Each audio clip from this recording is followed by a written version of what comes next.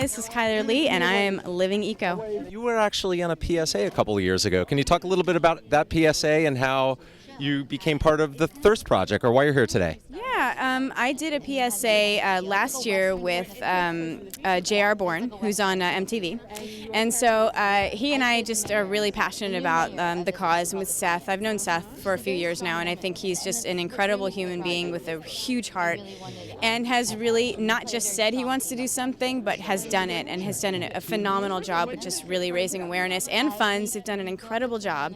And I just kind of really love him, and so I wanted to be a part of what he was doing and just watched it grow exponentially, and he works really hard. They all work very hard. So can you comment about the water situation around the world? How many people don't have access to clean, fresh water? Nearly 1 billion people do not have access to clean water or sanitization. It's very staggering when you think about that, and 4,400 children are dying every day from a waterborne disease, that's equals out to about 80% of all the global diseases are waterborne, related from drinking contaminated water. What are some of the solutions you've heard about in terms of being able to create water for these people? Well, one thing that Seth has been saying is water's the problem, water's the solution. And so much of it, in these areas around the world that don't have that water, they don't realize that it's not that far underneath the ground. So it's like but they don't have the money or the resources, or a lot of them with the education to understand how to actually get down to there. So they can't physically drill it. And so once you get people that are passionate enough and know what they're doing and have the funds to do it, they can drill, and give water to thousands of people at a time.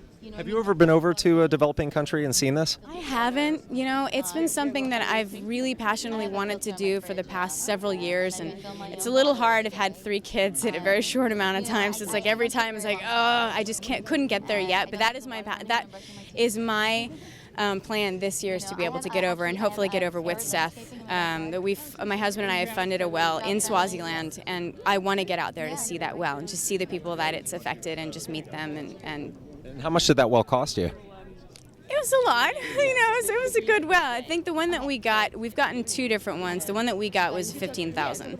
So it was a 15. It was a big one, yeah. So it made a lot of good progress in that area. So fantastic. Well, thank you so much for your great work. I was wondering, what are some of the other projects you're working on in terms of charities or things that you're supporting right now? Solely has been this so far, but I really am passionate about human trafficking, and there's a campaign called A21.